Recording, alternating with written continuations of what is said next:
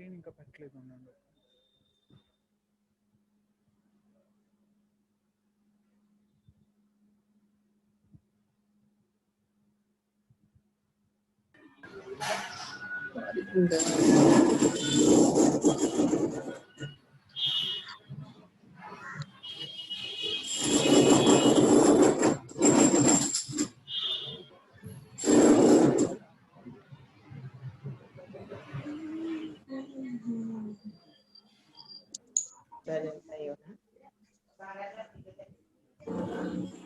Jalan project ini kayak memang tuh jalan misalkan karena apply ko DP mo and night na variable company. naman po na nare po din sa ko lagi lighting ko lagi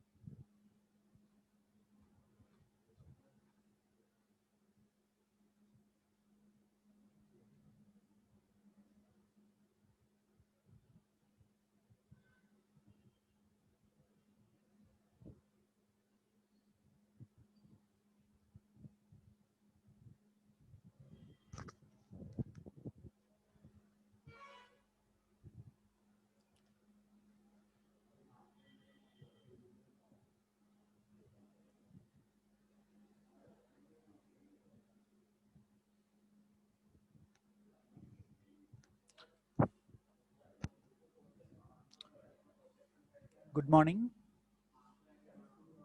Am I audible? Am I audible?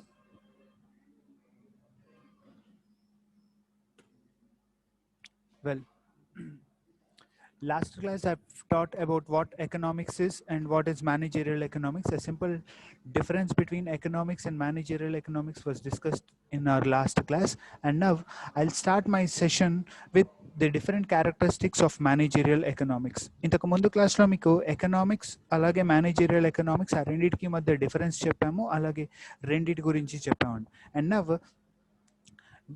we start with the various characteristics or features of managerial economics. The first characteristic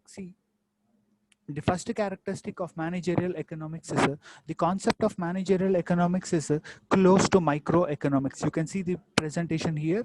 The first characteristic is managerial economics is close to microeconomics. The reason why managerial economics is close to microeconomics is a subject which deals with analyzing the economic behavior of an individual is called as a microeconomics. When you're dealing with analyzing economic behavior of an individual, we call it as microeconomics. Means we focus only on individuals.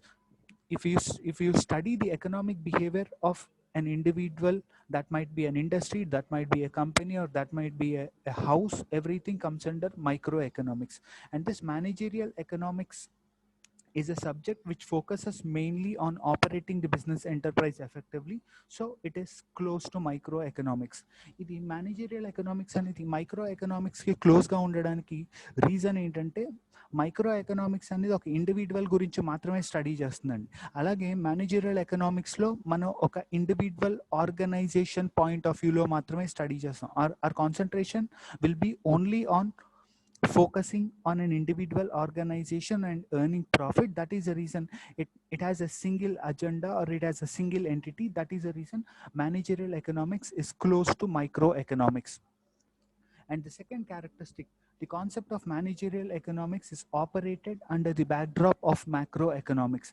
The managerial economics is more or less equal to microeconomics. At the same time, if you want to apply managerial economics in an effective manner, we use different principles, we use different philosophies, we use different rules and regulations to operate a business. And all these principles rules and regulation philosophies, everything comes under macroeconomics. That is the reason this managerial economics will operate under the backdrop of macroeconomics. ఇక్కడ managerial economics అనేది macro economics అండర్లో operate అవుతుందండి. ఇది అండర్లో operate అవ్వడానికి reason ఏంటంటే without applying the concept of macro economics it is highly impossible to operate a business. ఒక బిజినెస్ని operate చేయాలంటే macro economics లేకుండా మనం బిజినెస్ని ఆపరేట్ చేయలేమండి. అది రూల్స్ అండ్ రెగ్యులేషన్స్ అవ్వచ్చు, పాలసీస్ అండ్ ప్రొసీజర్స్ అవ్వచ్చు, anything. So without macroeconomics, implementation of managerial economics becomes impossible. So that is the reason this managerial economics is operated under the backdrop of macroeconomics. And the third one, managerial economics is it has some prescriptive actions. Say like the concept of managerial economics is goal oriented. Ikkada prescriptive action ante entante managerial economics anedi oka goal oriented aspect, and it is a phenomena which completely revolves around achieving its goal. So here managerial economics focuses on providing a best solution or providing an optimum solution for your business problems. That is the reason we consider it as prescriptive action.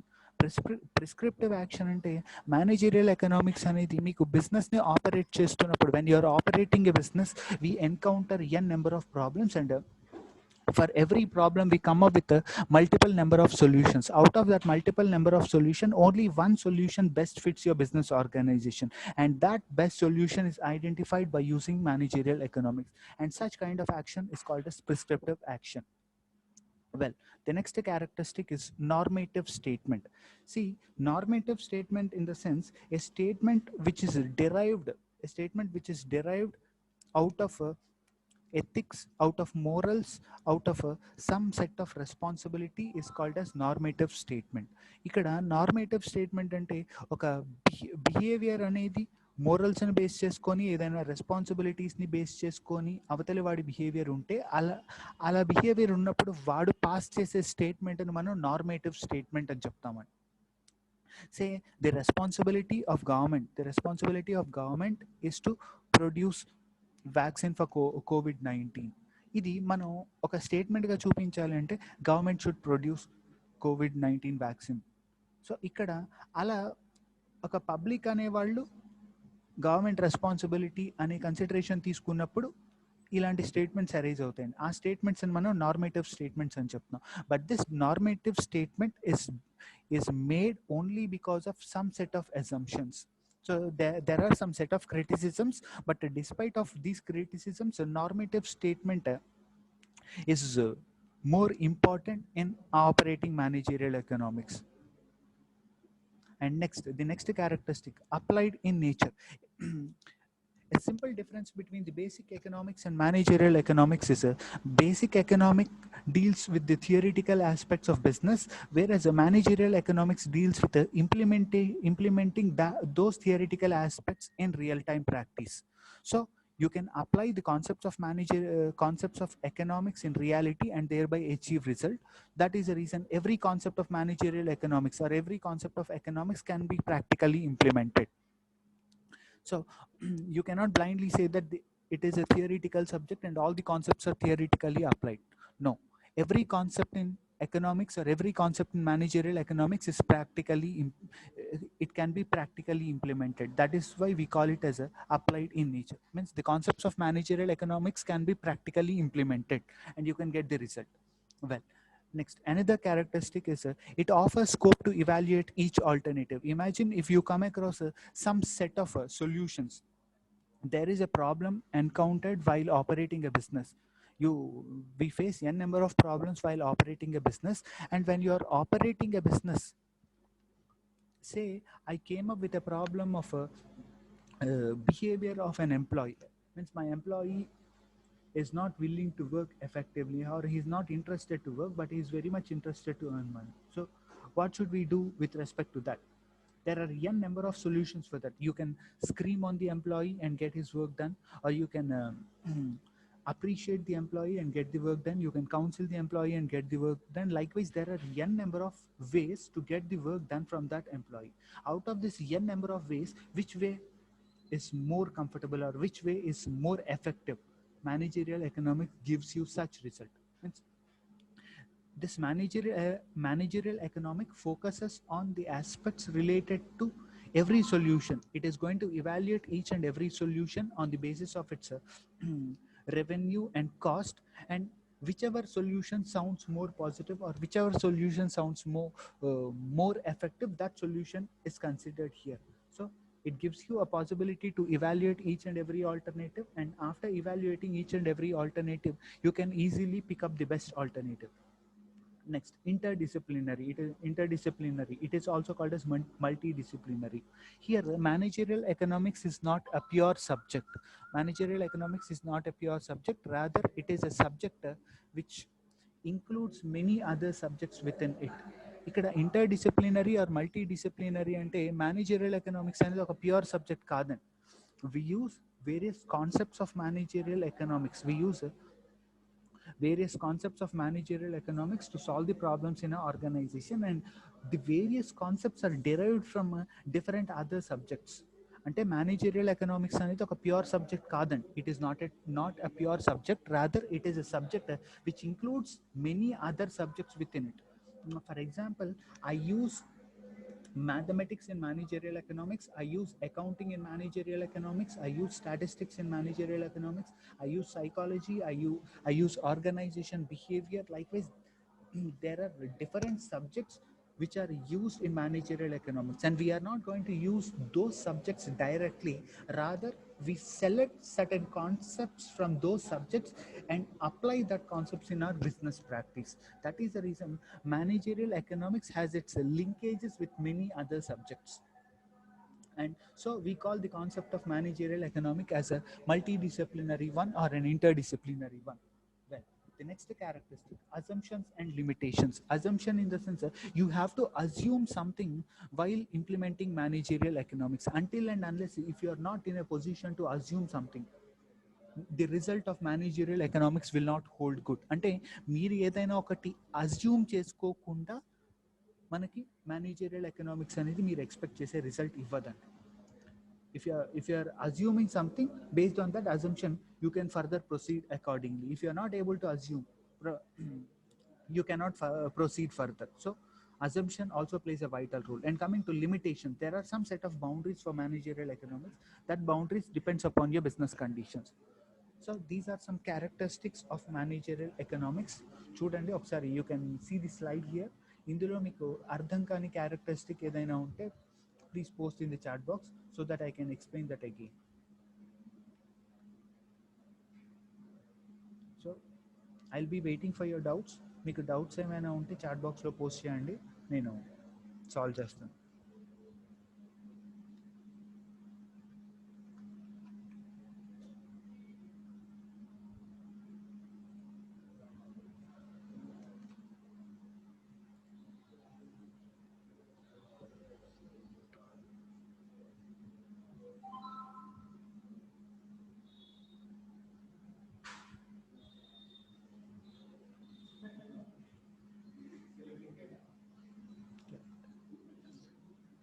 Capital management. ఈ capital management అనేది మనకి ఇంకా రాలేదండి. I have not taught this capital management so far.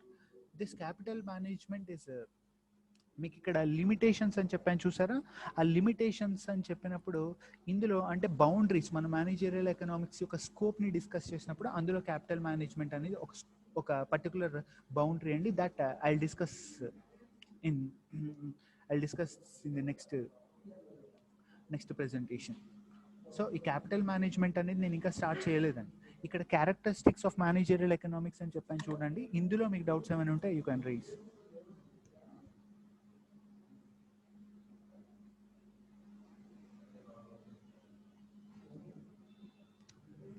Well, I'll consider it as no doubts. And next, moving on to the next topic.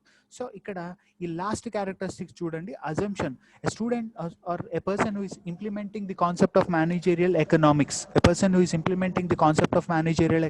definitely he has to assume something so that he can get a good result.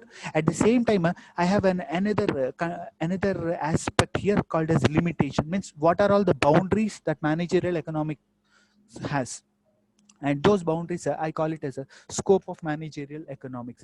Here a scope of managerial economics in the sense, what are all the areas that are covered in managerial economics. Managerial economics మనం ఏ areas ని cover చేస్తాం, what areas are covered under managerial economics. You can see the areas here. The first area is called as demand analysis and forecasting. Second area is cost analysis. The third area is production and supply analysis. Fourth area is pricing decision, policies and practices, profit management and capital management. So these are the areas where I mainly focus on. Managerial economics అనేది ఎక్కువగా focus చేసే areas అండి ఇవి. Other than this we have some other areas also, but these are the main areas we focus on. And ఇవి కాకుండా మీకు వేరే ఏవైనా మీ మైండ్లో అరైజ్ అయితే definitely those areas will be related or will be a sub part of these 6 areas. So let me start my first area, demand analysis and forecasting. So here, coming to demand, if a product is of a shortage, if a product is of shortage in nature and many people are waiting for that product, we call that a product is having demand in the market. ఇక్కడ ఏదైనా ఒక వస్తువు అవసరం కన్నా తక్కువ ఉంటే ఆటోమేటిక్గా దానికి డిమాండ్ ఉంది అని అర్థం అండి. Any product which is less in supply and more in requirement, that is called as demand. మనకి సప్లై తక్కువ ఉండి దానికోసం వెయిట్ చేసే నంబర్ ఎక్కువ ఉంటే దాన్ని డిమాండ్ అని చెప్తామండి.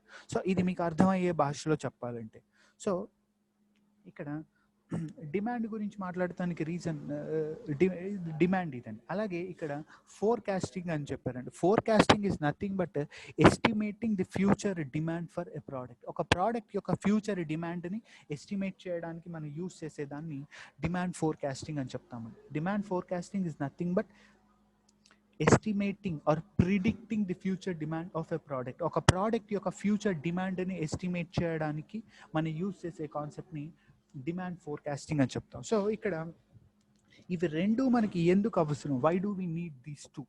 Why? Because if I want to produce a product, so అంటే ప్రొడక్షన్ మ్యానుఫ్యాక్చరింగ్ జరగాలి అని అన్నప్పుడు the first question that arises before starting manufacturing is how many number of products I have to manufacture. ఇక్కడ manufacturing జరగాల్సినప్పుడు మనకి arise అయ్యే first and foremost question ఏంటంటే ఎన్ని నెంబర్ ఆఫ్ ప్రోడక్ట్స్ మ్యానుఫ్యాక్చర్ చేయాలి. Whether I have to manufacture 10 products, 20 products, 50 products or 100 products. How do you define that number? You cannot blindly quote a number here. When you're quoting a number, that number should have a valid justification. So on what base you give a number for that? ఈరోజు మీరు ఎన్ని products manufacture చేయాలనేది ఆ number మీరు ఎలా చెప్తారు? So ఆ number చెప్పాలి అని అంటే I should analyze the demand or I should estimate the demand for a product. ఒక ప్రోడక్ట్ యొక్క డిమాండ్ నేను ఎస్టిమేట్ చేయగలిగితే అప్పుడు ఆ డిమాండ్ని బేస్ చేసుకొని ఇన్ని ప్రోడక్ట్స్ తయారు చేయండి అని చెప్పొచ్చండి. మరి ఆ డిమాండ్ని ఎస్టిమేట్ చేయడానికి యూజ్ చేసే కాన్సెప్ట్ని demand forecasting అంటారండి. A technique which is used to estimate future demand of a product is called as demand forecasting. అలా మనం డిమాండ్ ఎస్టిమేట్ చేయగలిగితే, once if I can estimate the demand of a product, I can define the number of products to be produced. నేను డిమాండ్ని estimate చేయగలిగితే ఎన్ని products తయారు చేయాలి అనే దానికి నేను నంబర్ చెప్పగలుగుతాను. అలా number చెప్పగలిగినప్పుడు at the same time that number will help me out on how many number of raw material I have to produce. It will give me a solution that how many workers require. It will give me a solution that what will be the estimated investment for this. Likewise, there are n number of questions which can be solved or which can be answered if you estimate the demand of a product. So the major important aspect of managerial economics is estimating the future demand of a product. ఒక product యొక్క future డిమాండ్ని estimate చేయడం అనేది ఇక్కడ మనకి ఒక major important aspect. ఆ future డిమాండ్ని ఎస్టిమేట్ చేయగలిగితే మీకు దాని కింద ఉండే క్వశ్చన్కి ఆన్సర్స్ అనేది ఒకదాని తర్వాత ఒకటి మీరు ఇవ్వగలుగుతారండి. So that is my first aspect in this thing. And second aspect demand analysis. So ఇక్కడ డిమాండ్ అనాలిసిస్ అంటే మరి ప్రోడక్ట్ డిమాండ్ని మనం అనలైజ్ చేస్తున్నామండి. ప్రోడక్ట్ డిమాండ్ని అనలైజ్ చేసినప్పుడు I found that there are very less number of people, who are interested to purchase that product. Say the demand is very low. If the demand is very low, you might get a answer to the question that how many number of products you have to produce. But if the demand is less, it directly or indirectly indicates that your business is not going to do well. ఒకవేళ demand బాగాలేదు అని అంటే మీకు డైరెక్ట్గాను తెలుస్తుంది, ఇండైరెక్ట్గాను తెలిసిపోతుందండి మీ business సరిగ్గా జరగట్లేదు అని. And you might incur losses. మరి లాసెస్ రాకుండా ఉండాలంటే what should we do? I have to increase the demand for my product. So what kind of strategies that have to be implemented? What kind of strategies that I have to implement in order to increase the demand of a product?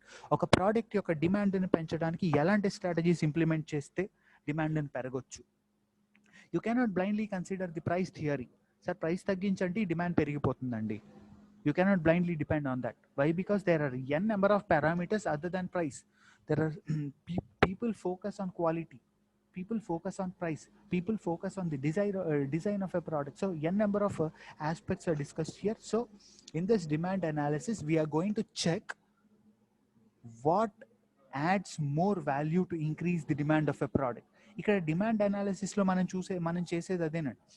The objective of a managerial economist is to identify what kind of steps are to be taken to increase or to enhance the demand of a product. ఒక product యొక్క డిమాండ్ని పెంచడానికి ఎలాంటి steps తీసుకోవాలి అనేది దానికి సంబంధించిన decision మనం ఇక్కడ తీసుకుంటున్నాం. Your demand analysis will give you this. Demand analysis will give you a possibility. It gives you a scope for determining the future course of action to identify or to increase the demand for a product. ఒక product యొక్క డిమాండ్ని పెంచడానికి ఎలాంటి steps తీసుకుంటే బాగుంటుంది అనే దాన్ని, ఆ కోర్స్ ఆఫ్ యాక్షన్ని ఐడెంటిఫై చేయడానికి మనం డిమాండ్ అనాలిసిస్ని పర్ఫామ్ చేస్తామండి. అలాగే మీకు ఆల్రెడీ చెప్పాను, డిమాండ్ ఫోర్కాస్టింగ్ చేయడానికి రీజన్ ఏంటంటే ప్రొడక్షన్ రిలేటెడ్ క్వశ్చన్స్ని రిజాల్వ్ చేయడానికి, ప్రొడక్షన్ రిలేటెడ్ ఇష్యూస్ని రిజాల్వ్ చేయడానికి మనం డిమాండ్ ఫోర్కాస్టింగ్ చేస్తాం. So this is one area where managerial economics mainly focuses on. So ఈ ఏరియాలో మేనేజరియల్ ఎకనామిక్స్ అనేది ఎక్కువగా ఫోకస్ చేస్తుంది. Well, and second area cost analysis. Cost analysis ante, see, this cost analysis is nothing but it is a study of economic cost combined with the data drawn from the firm's accounting records and can yield significant cost estimates that are useful for the management decision. So ikkada cost analysis lo manam em chestunam ante, ikkada see, this is a general textbook content here. Ignore this textbook content for a while and just listen what I'm saying. Ikkada ee slide lo unna ee content వదిలేసేయండి, title మాత్రమే చూడండి.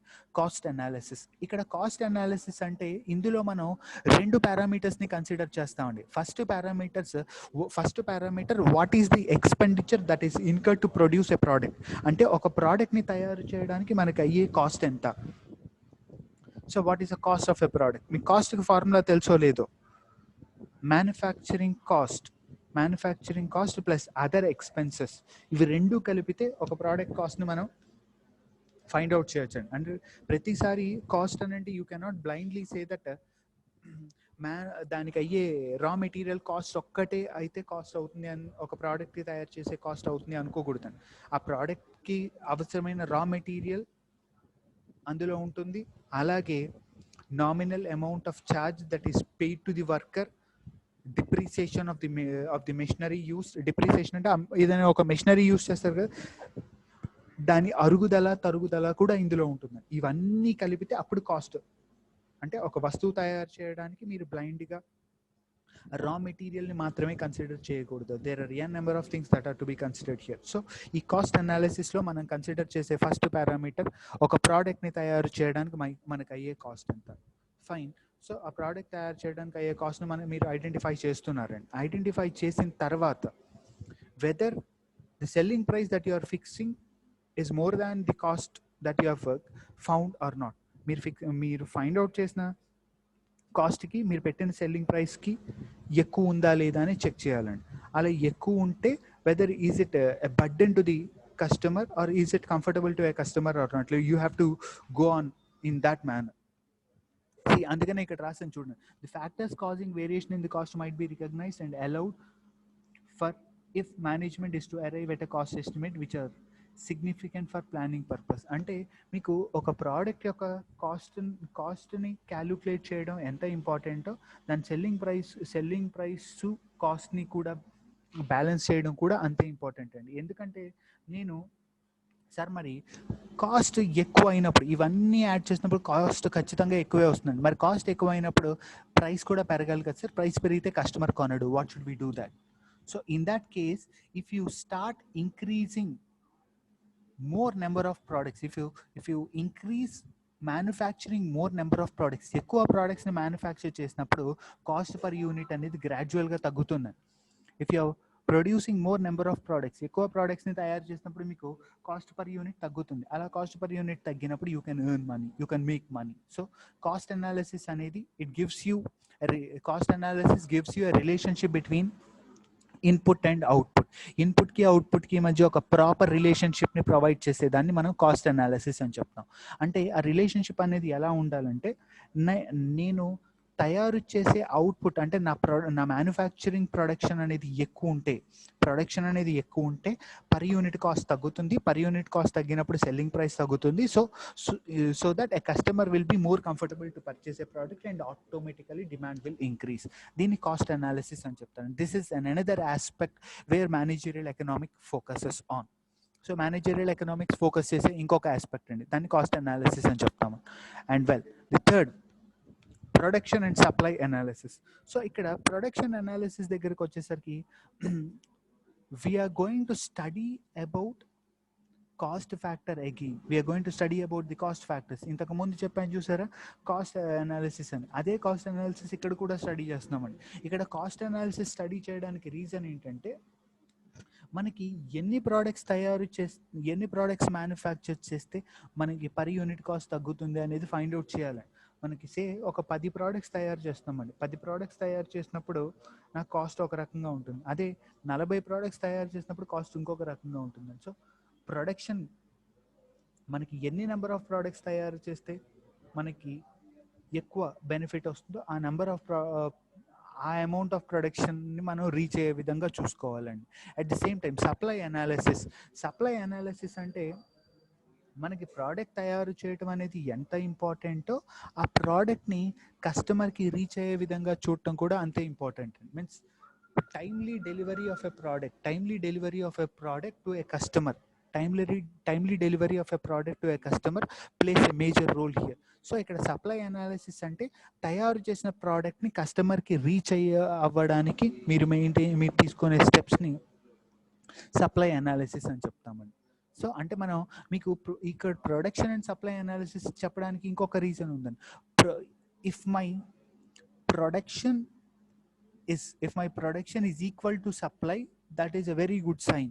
అంటే మనం produce చేస్తుంది, మనం supply చేస్తుంది ఒకటే అనుకోండి, then that is well and good. నేను ప్రొడ్యూస్ చేసేది ఎక్కువ, సప్లై చేసేది తక్కువ అంటే స్టాక్ ఇక్కడ ఉండిపోతుంది. My money is stuck or my investment is blocked at a particular point. So there are some factor which has to be considered here, so that I have to liquidate all my stock. అలా ఈ రెండిటికి మధ్య బ్యాలెన్స్ని maintain చేసేదాన్ని production and supply analysis అని చెప్తారు. A proper balance that has to be maintained between production and supply. ఎందుకంటే నేను ప్రోడక్ట్స్ని అన్నీ తయారు చేసేసుకొని స్టాక్ పెట్టేసుకొని సప్లై చేయకుండా ఉంటే ఇక్కడ గోడౌన్లో నాకు దీని మెయింటెనెన్స్ కాస్ట్ ఉంటుంది, అలాగే నా స్టాక్ అక్కడ ఉండిపోతుంది, ఇన్వెస్ట్మెంట్ ఉండిపోతుంది. That becomes a problem here.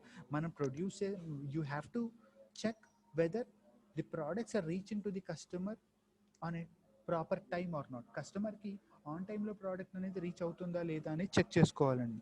అలా చెక్ చేసుకోగలిగితే మనకి that becomes a very good cyclical process. So this is another area where managerial economics focuses on. Managerial economics focus చేసే ఇంకొక area. So far I have discussed about 3 areas: demand analysis and forecasting, cost analysis, production and supply analysis. చూడండి, మీకు doubts ఏమైనా ఉంటే, imagine if you have any doubts you can raise your doubts. మీకు doubts ఏమైనా ఉంటే as usual please post your doubts in the chat box so that I can clear your doubts.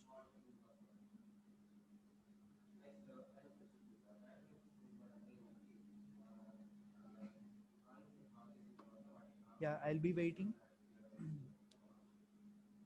మీకు doubts ఏమైనా ఉంటే please post in the chat box.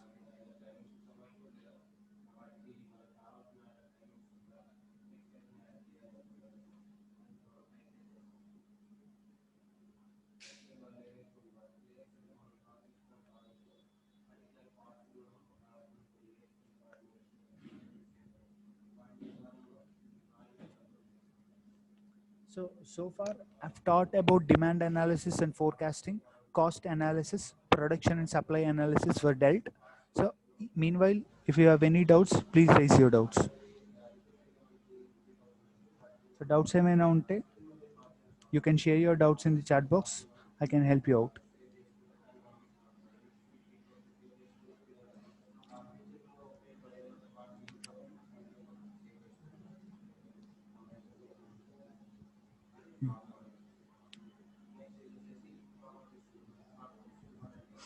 Demand analysis and forecasting.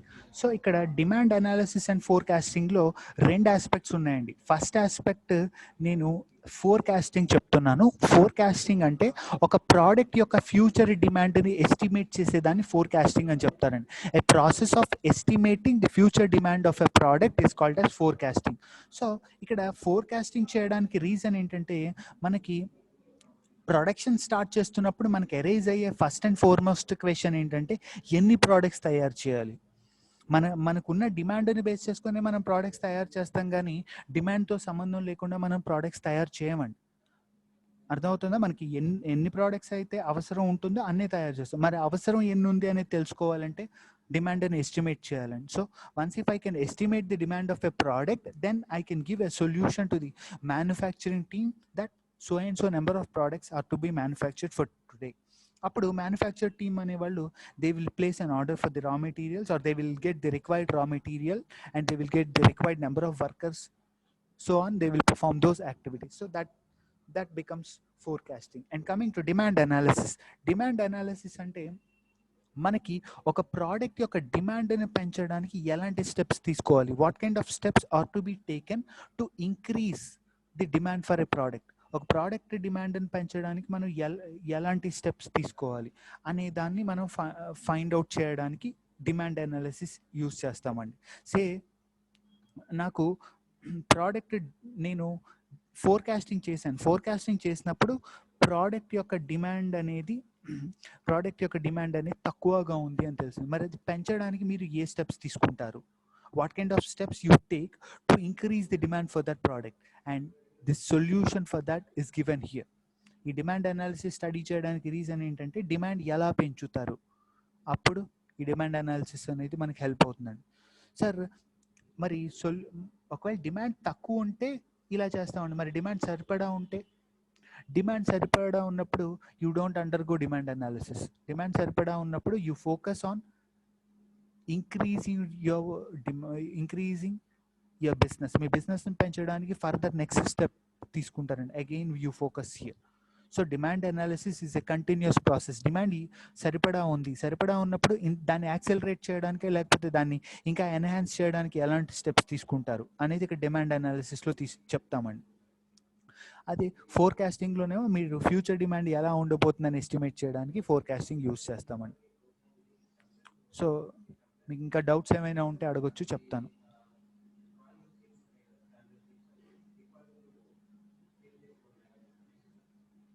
Well, any doubts?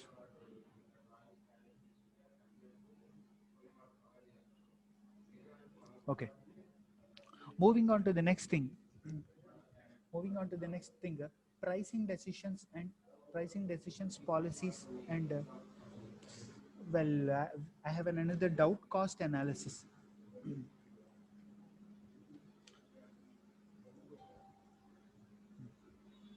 ఇక్కడ cost analysis చూడండి.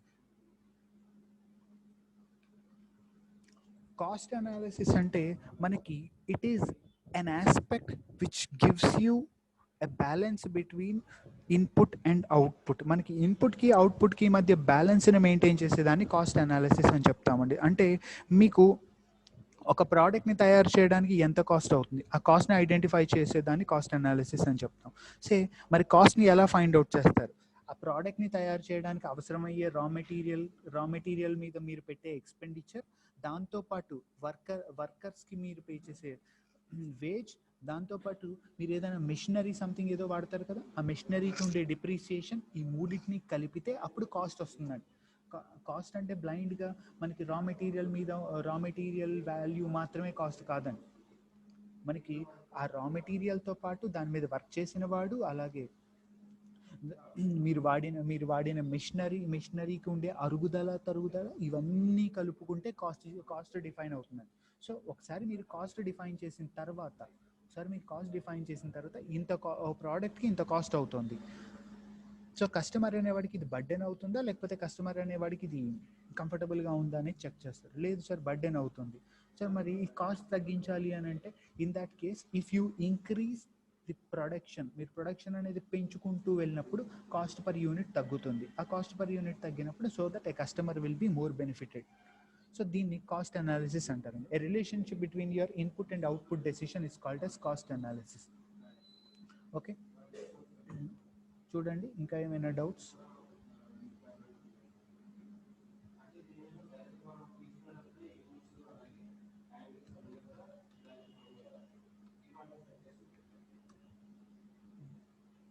So hope doubts ఏం లేవనుకుంటా. Well let me continue my presentation here. Next, pricing decisions. So ఇక్కడ pricing decision అండి. Pricing decision అంటే ఒక product యొక్క ప్రైస్ని ఎలా ఫిక్స్ చేస్తారు. వే బ్యాక్ మీరు 4th స్టాండర్డ్లో చదువుకుని ఉంటారండి, మీరు 4th క్లాస్లో చదువు ఉంటారు. Selling price is equal to cost plus profit అని 4th స్టాండర్డ్లోనో 5th క్లాస్లోనో చదువు ఉంటారండి. But that formula has become outdated, means that formula is no more applied. ఎందుకంటే ఇక్కడ nowadays the profitability of a business completely depends upon the price you define. మీరు price అనేది ఎలా డిఫైన్ చేస్తారో, మీరు డిఫైన్ చేసిన ప్రైస్ని బేస్ చేసుకునే మీ ప్రాఫిటబిలిటీ ఉంటుందండి. I'm not saying that every time you have to reduce the price, every time you have to increase the price, but you have to fix the price in such a way that more number of customers should get attracted towards your product and they have to purchase that. That should be your pricing decision. అంటే మీరు ప్రతిసారి price పెంచండి, ప్రతిసారి price తగ్గించండి అనేది నా aspect కాదండి. But మీరు ఫిక్స్ చేసే ప్రైస్ అనేది ఎలా ఉండాలంటే, కస్టమర్ అనేవాడు మోస్ట్ కంఫర్టబుల్గా ఫీల్ అయ్యి ఆ ప్రోడక్ట్ని పర్చేస్ చేయాలి. అండ్ అలాంటి కేసులో selling price is equal to cost plus profit అనేది పనిచేయదు. ఒకవేళ సార్ మీరు లేదు సార్ నేను అదే ఫార్ములా వాడతాను, ఎందుకంటే నా బేసిక్స్లో నాకు అవే చెప్పారు కాబట్టి నేను అదే వాడతాను, నో ఇష్యూస్. అదే వాడటం వల్ల మీకు ఎలాంటి ప్రాబ్లం వస్తుందో నేను చెప్తాను. ఒక మొబైల్ ఫోన్ని ఎక్స్ కంపెనీ వాడు తయారు చేస్తున్నాడు, వై కంపెనీ వాడు తయారు చేస్తున్నాడు. ఎక్స్ కంపెనీ వాడు తయారు చేసి దానికి ప్రైస్ ఫిక్స్ చేయాలి కదా, ఇదే ఫార్ములా వాడుతున్నాడు, selling price is equal to cost plus profit. ఆ ఫార్ములా వాడినప్పుడు 6,000 రూపీస్ ప్రైస్ ఫిక్స్ అయిందండి. అలాగే వై కంపెనీ వాడు తయారు చేశాడండి, వాడు ఇదే ఫార్ములా వాడాడు, మరి వాడికి కూడా ఇంతే వస్తుంది కదా, మళ్ళీ వాడు 6,000 పెట్టాడు. కస్టమర్ దేనికి వెళ్తాడు? Customer can pick any one, అంతే కదా. కస్టమర్ రెండు ఒకటే ఉన్నాయి కాబట్టి కస్టమర్ దేన్నైనా పికప్ చేసుకోవచ్చు. Imagine that if X reduces the price then Y, automatically customer will get attracted towards that. So ఇక్కడ my pricing decision or my pricing policy is not your 4th standard formula, rather my pricing policy has changed. There are n number of pricing techniques here. మనకి చాలా రకాల pricing techniques ఉన్నాయండి. Each and every pricing technique focuses on gaining more attention from the customer దగ్గర నుంచి ఎక్కువ అటెన్షన్ని, ఎక్కువ అట్రాక్షన్ని gain చేయడానికి మనం ప్రైసింగ్ అనేది బాగా యూస్ చేస్తామండి. మీకు ఇవాళ రేపు వస్తున్న ఆఫర్ 50% ఆఫ్, లేకపోతే బై 1 get 1 ఫ్రీ, ఇవన్నీ కూడా everything comes under pricing decision. The major objective of pricing decision is to attract the customer and sell as many number of products as possible. So that is called as pricing decision. And as of now I'll stop my session. మీకు doubts ఏమైనా ఉంటే as usual post in the chat box. Otherwise I'll end my session now. Thank you.